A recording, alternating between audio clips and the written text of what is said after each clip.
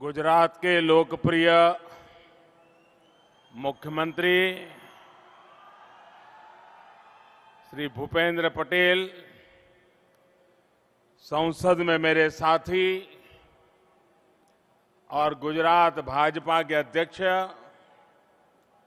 श्रीमान सी.आर. पाटिल, गुजरात सरकार के सभी मंत्रीगण, सांसदगण और विधायकगण और यहां भारी संख्या में आए हुए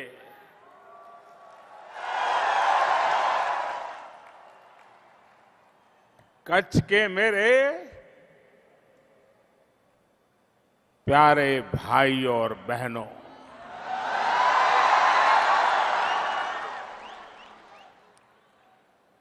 मुंजावाला कच्छी थाने भेणो की आयो मजा में। कच्छ में मी बोरो खासो वठो आहे, तेंजो राजीपो आंजे मों माथे ॾिसाजे तो।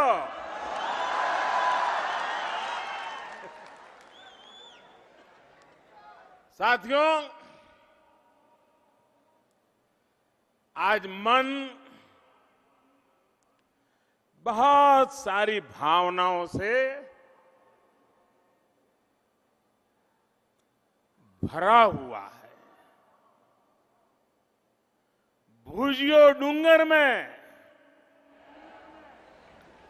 स्मृतिवन मेमोरियल और अंजार में वीर बालक स्मारक का लोकार्पण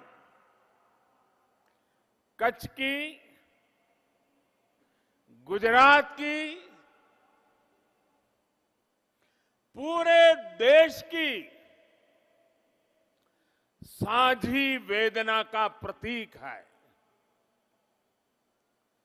इनके निर्माण में सिर्फ पसीना ही नहीं, बल्कि कितने ही परिवारों के आंसुओं ने भी इसके ईंट पत्थरों को सींचा है। मुझे याद है कि अंजार में बच्चों के परिजनों ने बाल स्मारक बनाने का विचार रखा था। तब हम सभी ने ये तय किया था कि कार्ड सेवा से इसको पूरा करेंगे। जो प्रण हमने लिया था वो आज पूरा हो गया है।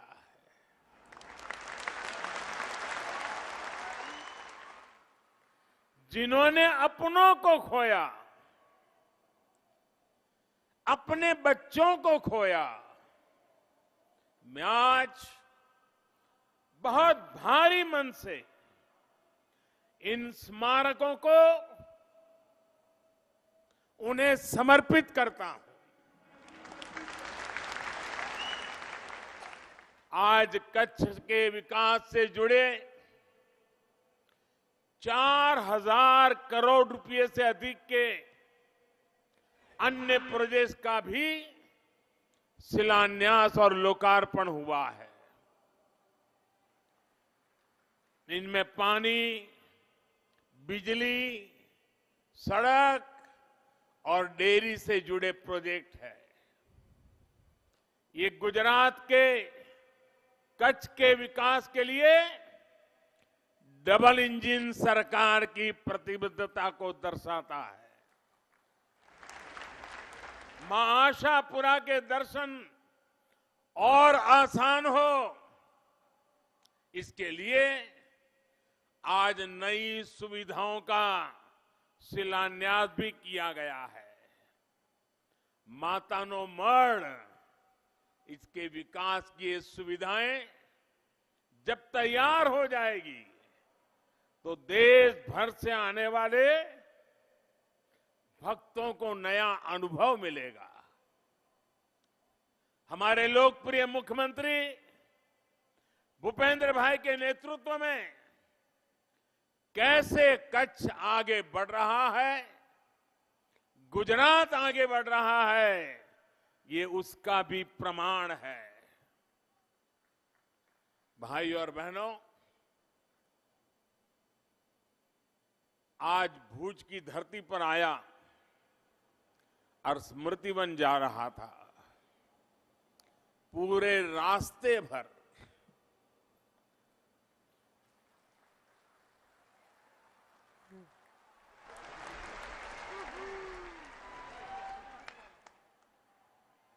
कच्छ ने जो प्यार बरसाया, जो आशीर्वाद दिए, मैं धरती को भी नमन करता हूं और यहां के लोगों को भी नमन करता हूं।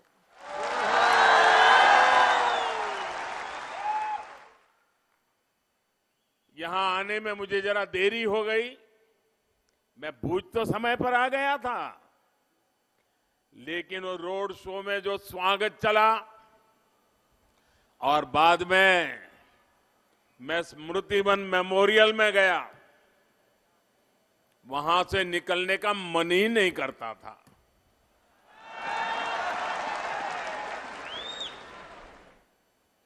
दो दशक पहले कच्छ ने जो कुछ झेला और उसके बाद कच्छ ने जो हौसला दिखाया, उसकी हर झलक इस स्मृति वन में है। जिस प्रकार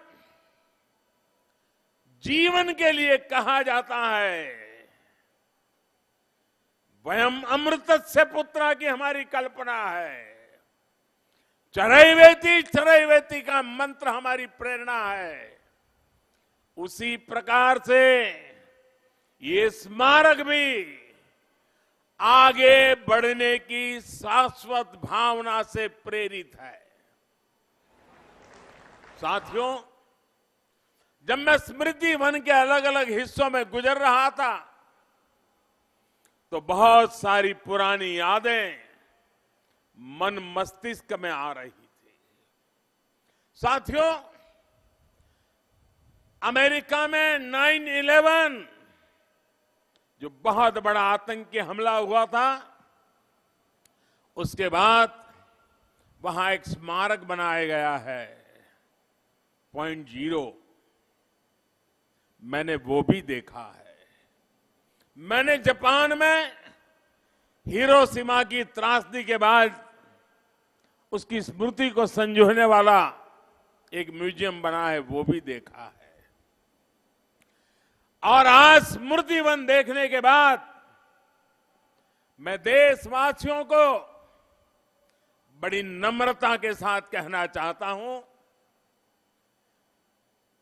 पूरे देश के लोगों को कहता हूं कि हमारा स्मृति वन दुनिया के अच्छे से अच्छे ऐसे स्मारकों की तुलना में एक कदम भी पीछे नहीं है।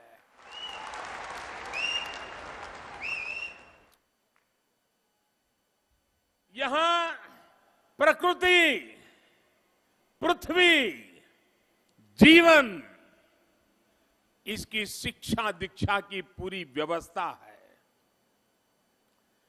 मैं कच्छ के लोगों से कहूंगा, अब आपके यहां कोई मेहमान आए तो स्मृति वन देखे बिना जाना नहीं चाहिए। अब आपके इस कच्छ में मैं शिक्षा विभाग को भी कहूंगा कि जब स्कूल के बच्चे टूर करते हैं, वो एक दिन स्मृति वन के लिए भी रखें, ताकि उनको पता चले कि पृथ्वी और प्रकृति का व्यवहार क्या होता है। साथियों, मुझे याद है भूकंप जब आया था 26 जनवरी का वो दिन मैं दिल्ली में था।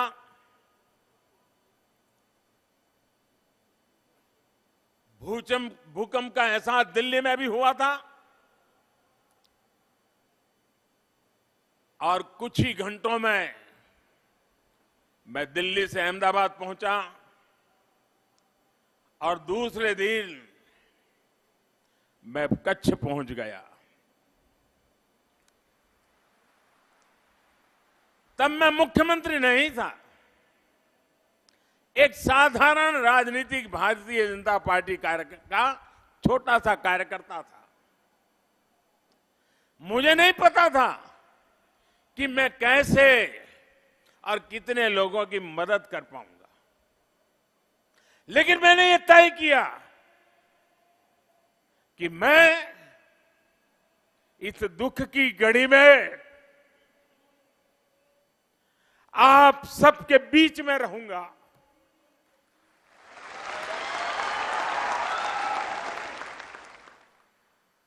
और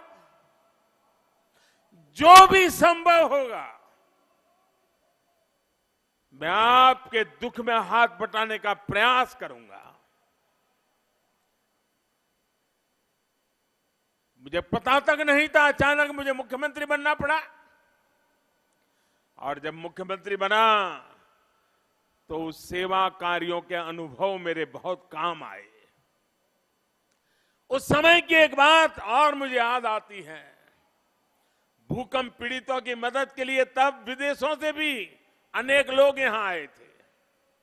उनके इस बात की हैरानी होती थी कि कैसे यहां निस्वार्थ भाव से स्वयं से जुटे हुए उनके धार्मिक सामाजिक संस्थाएं राहत और बचाव में लगी हुई है। और वे लोग मुझे बताते थे कि दुनिया में बहुत जगह पे वो जाते हैं, लेकिन ऐसा सेवा भाव शायद हमने पहले कभी नहीं देखा। सामूहिकता की यही शक्ति है जिसने उस मुश्किल समय में कच्छ को, गुजरात को संभाला। आज मुझे जब कच्छ की धरती पर आया हूं, बहुत लंबा नाता रहा है मेरा आप सबसे, बहुत गहरा नाता रहा है। अनगिनत नामों की स्मृतियां मेरे सामने उभर करके आती हैं। हमारे धीरूभाई शाह, ताराचंद छेड़ा, अनंत भाई दवे, प्रताप सिंह जाडेजा, नरेंद्र सिंह जाडेजा, हीरालाल पारिक, भाई धनसुख ठक्कर, रसिक ठक्कर, गोपाल भाई, अपने अंजार के चंपकलाल शाह, अनगिनत लोग जिनके साथ कंधे से कंधा मिला करके काम करने का सौभाग्य मिला था। आज वो इस दुनिया में नहीं है, लेकिन उनकी आत्मा जहां भी होगी, कच्छ के विकास के लिए उनको संतुष्टि का भाव होता होगा, वो हमें आशीर्वाद देते होंगे। और आज भी जब मेरे साथियों को मिलता हूं, चाहे हमारे पुष्पदान भाई हो, हमारे मंगल दादा नंजी भाई हो, हमारे जीवा सेठ जैसे व्यक्तित्व, आज भी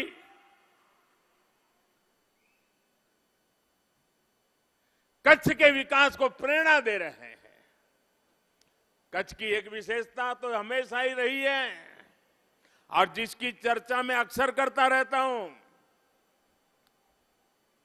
यहां रास्ते चलते भी कोई व्यक्ति एक सपना बो जाए, रास्ते चलते कोई व्यक्ति एक सपना बो जाए तो पूरा कच्छ उसको वट वृक्ष बनाने में जुट जाता है।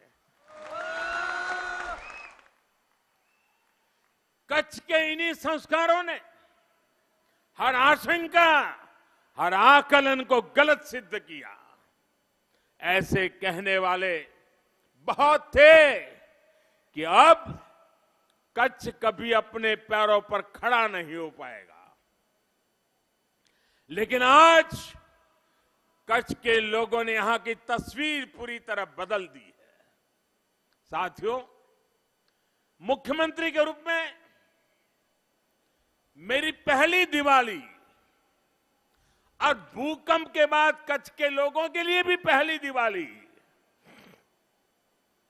मैंने उस दिवाली को नहीं मनाया।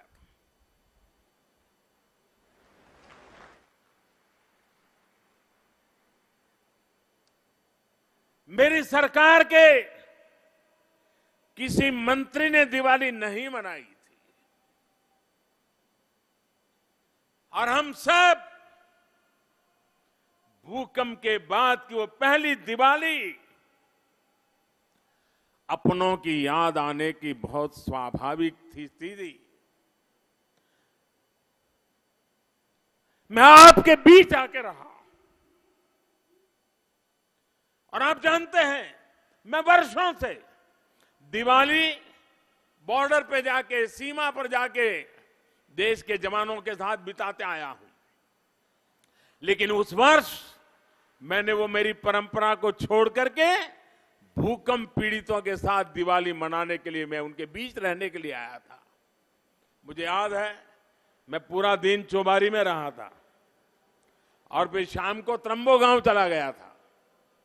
मेरे साथ मेरी कैबिनेट के सारे सदस्य गुजरात में जहां जहां भूकंप की आपदा आई थी, वहीं जाकर के उन्होंने दिवाली के दिन सब दुख में शरीक हुए थे। मुझे याद है, मुश्किल भरे उन दिनों में मैंने कहा था और बड़े आत्मविश्वास के साथ कहा था कि हम आपदा को अवसर में बदल के रहेंगे। मैंने ये भी कहा था, आपको जो रण दिखता है ना, उस रण में मुझे भारत का तोरण दिखता है। और आज जब मैं कहता हूं, लाल किले से कहता हूं, 15 अगस्त को कहता हूं कि 2047 भारत डेवलप कंट्री बनेगा। जिन्होंने मुझे कच्छ में सुना है, देखा है, 2001-2 भूकंप के उस कालखंड में विपरीत परिस्थिति में मैंने जो कहा था, वो आज आपकी आंखों के सामने सत्य बनकर के उभरा हुआ है। इसीलिए कहता हूं, आज हिंदुस्तान, आपको बहुत कुछ कमियां नजर आती होगी। 2047 में मैं आज सपना देख रहा हूं दोस्तों, जैसा 2001-2 में मौत की चादर ओढ़ करके जब हमारा कच्छ था, तब जो सपने देख करके आज करके दिखाया, 2047 में हिंदुस्तान भी करके दिखाएगा। और कच्छ के लोगों ने, भूज के लोगों की भुजाओं ने इस पूरे क्षेत्र का कायाकल्प करके दिखाया है। कच्छ का कायाकल्प भारत ही नहीं, बल्कि पूरे विश्व के बड़े शिक्षा संस्थानों के लिए, रिसर्च इंस्टीट्यूट के लिए एक रिसर्च का विषय है। 2001 में पूरी तरह तबाह होने के बाद कच्छ में जो काम हुआ है वो अकल्पनीय है। कच्छ में 2003 में क्रांति गुरु श्यामजी कृष्ण वर्मा यूनिवर्सिटी बनी, तो वहीं 35 से भी ज्यादा नए कॉलेजों की स्थापना की गई। इतने ही नहीं, इतने कम समय में 1000 से ज्यादा अच्छे नए स्कूल बनाए गए। भूकंप में कच्छ का जिला अस्पताल पूरी तरह जमींदोज हो गया था। आज कच्छ में भूकंप विरोधी आधुनिक अस्पताल है। 200 से ज्यादा नए चिकित्सा केंद्र काम कर रहे हैं। जो कच्छ हमेशा सूखे की चपेट में रहता था, जहां पानी जीवन की सबसे बड़ी चुनौती थी, वहां आज कच्छ जिले के हर घर में नर्मदा का पानी पहुंचने लगा है। हम कभी आस्था और श्रद्धा के नाते गंगा जी में स्नान करते हैं, यमुना जी में, सरयू में और नर्मदा जी में भी। और यहां तक कहते हैं कि नर्मदा जी तो इतनी पवित्रता है कि नाम स्मरण से पुण्य मिलता है। जिस नर्मदा जी के दर्शन करने के लिए लोग यात्राएं करते थे, आज वो मां नर्मदा कच्छ की धरती पर आई है। कोई कल्पना नहीं कर सकता था कि कभी टप्पर, फतेहगढ़ और सुबाई बांधों में भी नर्मदा का पानी पहुंच सकता है। लेकिन ये सपना भी कच्छ के लोगों ने साकार करके दिखाया है। जिस कच्छ में सिंचाई परियोजना की कोई सोच नहीं सकता था, वहां हजारों चेक डैम बनाकर, सुजलाम सुफलाम जल अभियान चलाकर हजारों हेक्टेयर जमीन को सिंचाई के दायरे में लाया जा चुका है।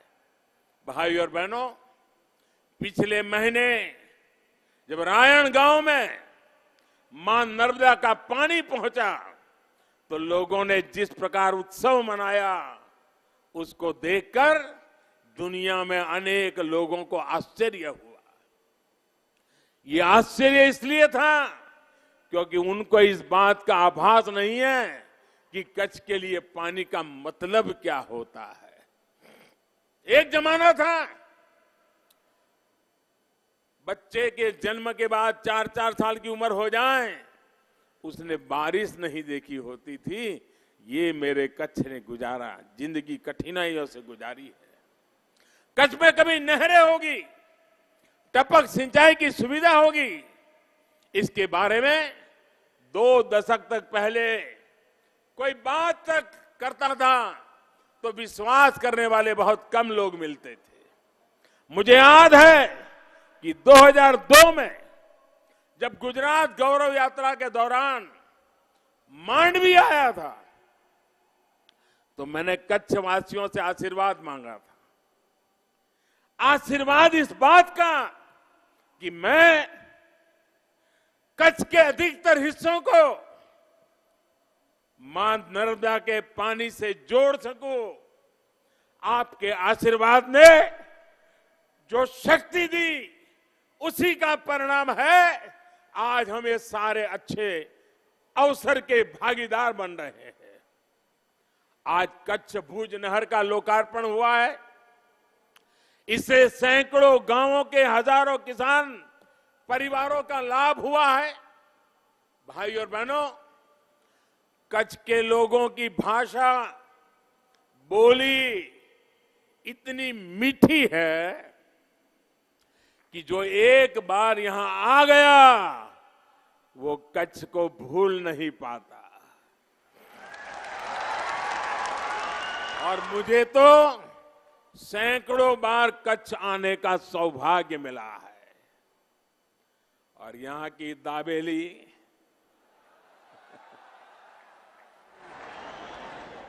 भेलपुरी, हमारी कच्छ की पतली छाछ, कच्छ की खारेक, केसर का स्वाद, क्या कुछ नहीं है। पुरानी कहावत है कि मेहनत का फल मीठा होता है। कच्छ ने इस कहावत को जमीन पर उतार कर दिखाया है। मुझे खुशी है कि फल उत्पादन के मामले में कच्छ आज पूरे गुजरात का नंबर 1 जिला बन गया है। यहां के ग्रीन डेट्स, केसर आम, अनार और कमलम, ऐसे कितने ही फल देश में ही नहीं बल्कि विदेश में भी अपनी मिठास लेकर जा रहे हैं।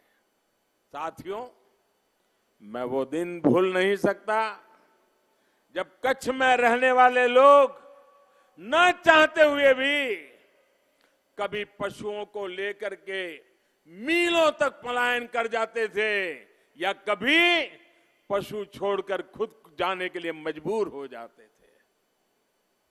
साधन न होने की वजह से, संसाधन न होने की वजह से पशुधन का त्याग इस पूरे क्षेत्र की मजबूरी बना हुआ था। जिस क्षेत्र में पशुपालन सैकड़ों वर्षों से आजीविका का साधन रहा हो, वहां यह स्थिति बहुत ही चिंता में डालने वाली थी। लेकिन आज इसी कच्छ में किसानों ने पशुधन से धन बढ़ाना शुरू कर दिया है। 20 साल में कच्छ में दूध का उत्पादन 3 गुना से ज्यादा बढ़ गया है। जब मैं यहां मुख्यमंत्री के रूप में काम करता था, तब साल 2009 में यहां सरहद डेयरी की शुरुआत की गई थी। उस समय में ये डेयरी का एक दिन 1400 लीटर से भी कम दूध जमा होता था। जब इसका प्रारंभ किया 1400 लीटर से भी कम, लेकिन आज ये सरहद डेयरी हर रोज 5 लाख लीटर तक दूध किसानों से जमा करती है। आज इस डेयरी की वजह से हर साल किसानों की जेब में करीब करीब 800 करोड़ रुपए उनके जेब में जा रहे हैं। दोस्तों, मेरे कच्छ के किसानों के जेब में। आज अंजार तालुका के चंद्रानी गांव में सरहद डेयरी के जिस नए आधुनिक प्लांट का लोकार्पण हुआ है, उससे भी किसानों, पशुपालकों को बहुत फायदा होने वाला है। इसमें जो आधुनिक टेक्नोलॉजी है, उससे दूध के ऐसे उत्पाद बनेंगे जो किसानों की आय बढ़ाने में मदद करेंगे। भाई और बहनों, कच्छ ने सिर्फ खुद को ऊपर उठाया इतना ही नहीं है, लेकिन कच्छ ने पूरे गुजरात को विकास की नई गति दी है। एक दौर था जब गुजरात पर एक के बाद एक संकट आ रहे थे। प्राकृतिक आपदा से गुजरात निपट ही रहा था कि साजिशों का दौर शुरू हो गया।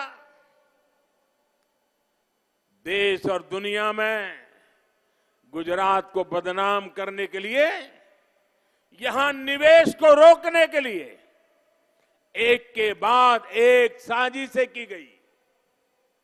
ऐसी स्थिति में भी एक तरफ गुजरात देश में डिजास्टर मैनेजमेंट एक्ट बनाने वाला पहला राज्य बना। इसी एक्ट की प्रेरणा से पूरे देश के लिए भी ऐसा ही कानून बना। कोरोना के संकट काल में इसी कानून ने हर सरकार और प्रशासन की बहुत मदद की। साथियों, हर साजिश को पीछे छोड़ते हुए गुजरात ने नई औद्योगिक नीति लाकर गुजरात में औद्योगिक विकास की नई राह चुनी थी। इसका बहुत अधिक लाभ कच्छ को हुआ, कच्छ में निवेश को हुआ। कच्छ के औद्योगिक विकास के लिए लाखों करोड़ रुपए का निवेश हो चुका है। आज कच्छ में दुनिया के सबसे बड़े सीमेंट प्लांट है। वेल्डिंग पाइप मैन्युफैक्चरिंग के मामले में कच्छ पूरी दुनिया में दूसरे नंबर पर है। पूरी दुनिया का दूसरे सबसे बड़ा टेक्सटाइल प्लांट कच्छ में ही है। कच्छ में एशिया का पहला स्पेशल इकोनॉमिक जोन बना है। कंडला और मुंद्रा पोर्ट में देश का 30% कार्गो हैंडल होता है। कच्छ वो इलाका है जहां से भारत का 30% से ज्यादा नमक पैदा होता है। हिंदुस्तान का कोई लाल ऐसा नहीं होगा जिसने कच्छ का नमक न खाया हो।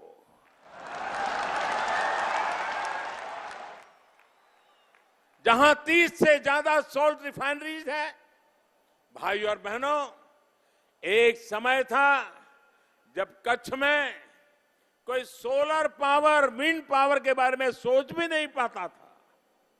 आज कच्छ में करीब करीब 2500 मेगावाट बिजली सोलर और विंड एनर्जी से पैदा होती है। आज कच्छ के खावड़ा में सबसे बड़ा सोलर विंड हाइब्रिड पार्क बन रहा है। देश में आज जो ग्रीन हाइड्रोजन अभियान चल रहा है, उसमें गुजरात की बहुत बड़ी भूमिका है। इसी तरह जब गुजरात दुनिया भर में ग्रीन हाइड्रोजन कैपिटल के रूप में अपनी पहचान बनाएगा, तो उसमें कच्छ का बहुत बड़ा योगदान होगा। साथियों, कच्छ का ये क्षेत्र भारत ही नहीं, पूरी दुनिया के लिए उदाहरण है। दुनिया में ऐसी जगह कम हुई होती है जो खेती, पशुपालन में आगे हो, औद्योगिक विकास में आगे हो, टूरिज्म में आगे हो, कला संस्कृति में आगे हो। कच्छ के पास क्या नहीं है? कच्छ ने, गुजरात ने अपनी विरासत को पूरे गौरव से अपनाने का उदाहरण भी देश के सामने रखा है। इस बार 15 अगस्त पर लाल किले से मैंने देश से अपनी विरासत पर और गर्व करने का आह्वान किया है। पिछले 7-8 वर्षों में अपनी विरासत के प्रति गौरव का जो भाव प्रबल हुआ है, वो आज भारत की ताकत बना रहा है। आज भारत उस मनस्थिति से बाहर निकला है जब अपनी धरोहरों की बात करने वाले को हीन भावना से भर दिया जाता था। आज देखिए हमारे कच्छ में क्या नहीं है। नगर निर्माण को लेकर हमारी विशेषज्ञता धौलावीरा में दिखती है। पिछले वर्ष ही धौलावीरा को वर्ल्ड हेरिटेज साइट का दर्जा दिया गया है।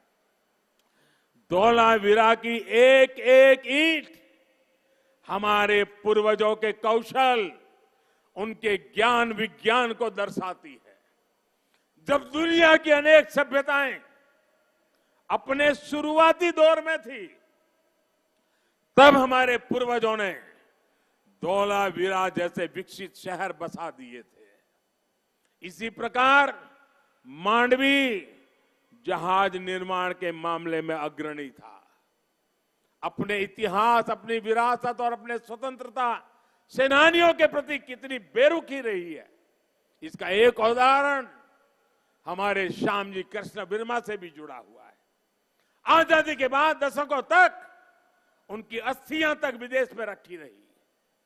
मुख्यमंत्री के रूप में यह मेरा सौभाग्य था कि उनकी अस्थियों को ला करके मेरे मातृभूमि को परत सौंपा। आज जब देश आजादी का अमृत महोत्सव मना रहा है, तब गुजरातवासी, देशवासी मांडवी में बने क्रांति तीर पर उन्हें श्रद्धांजलि दे पा रहे हैं।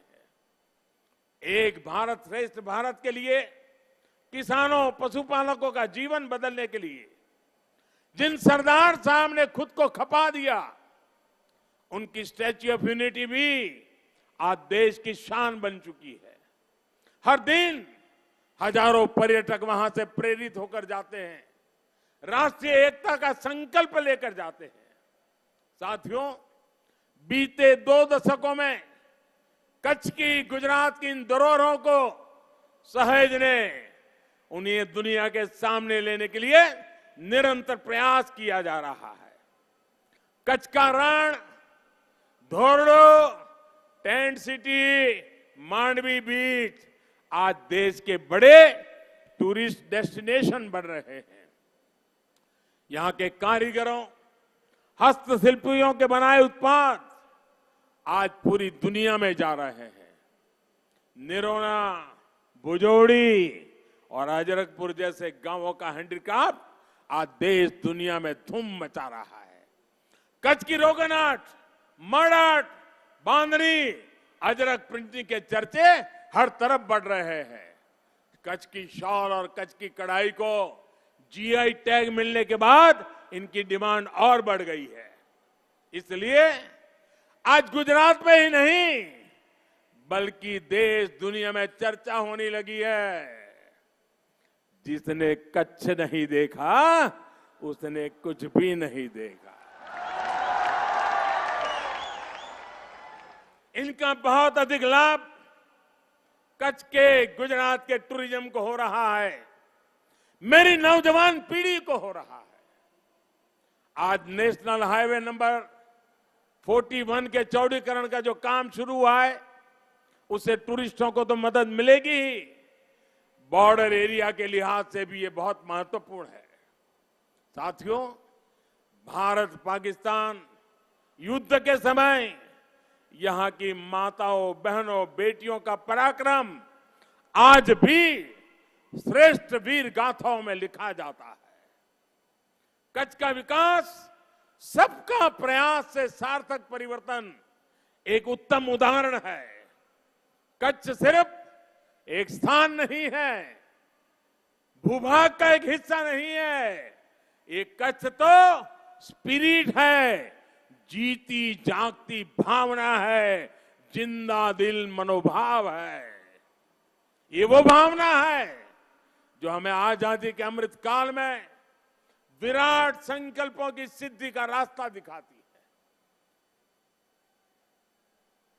અને કચ્છના ભાઈઓ બહેનો, ફરીવાર કહું છું, આપનો આ પ્રેમ, આપના આશીર્વાદ કચ્છનું તો ભલું કરે છે, પણ એમાંથી પ્રેરણા લઈને હિન્દુસ્તાનના ખૂણે ખૂણે કશું કરી બતાવવાની પ્રેરણા પણ જાગે છે। આ તમારી તાકાત છે અને એટલે જ હું કહેતો કચ્છનો ક અને ખમીરનો ખ, એનું નામ મારું કચ્છડો બારે માસ।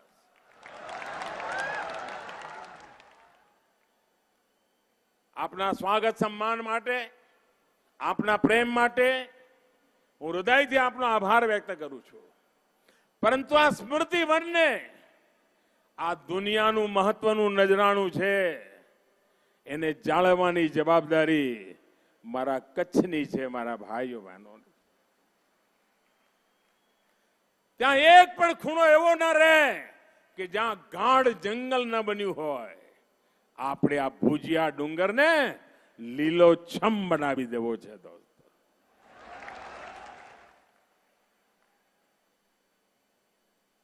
આપ કલ્પના ન કરજો, જેટલી તાકાત રણોત્સવમાં છે ને એનાથી અનેક ગણી તાકાત 12 મહિના આ આપણા સ્મૃતિવનમાં છે। આ મોકો ચૂકતા નહીં ભાઈઓ। બહુ સપના સાથે મેં આ કામ કર્યું છે। એક મોટા સંકલ્પ સાથે કામ કર્યું છે અને એમાં મને તમારી જીવંત ભાગીદારી જોઈએ, અવિરત સાથ સહકાર જોઈએ। દુનિયામાં મારો ભુજિયો ડુંગર ગુંજતો થાય એના માટે મને તમારો સાથ જોઈએ। एक बार फिर आप सभी को विकास की तमाम परियोजना के लिए बहुत बहुत बधाई, बहुत बहुत शुभकामनाएं। आज बहुत दिनों के बाद आइए मेरे साथ बोलिए। मैं कहूंगा नर्मदे, आप कहेंगे सर्वदे। नर्मदे, नर्मदे, नर्मदे, नर्मदे।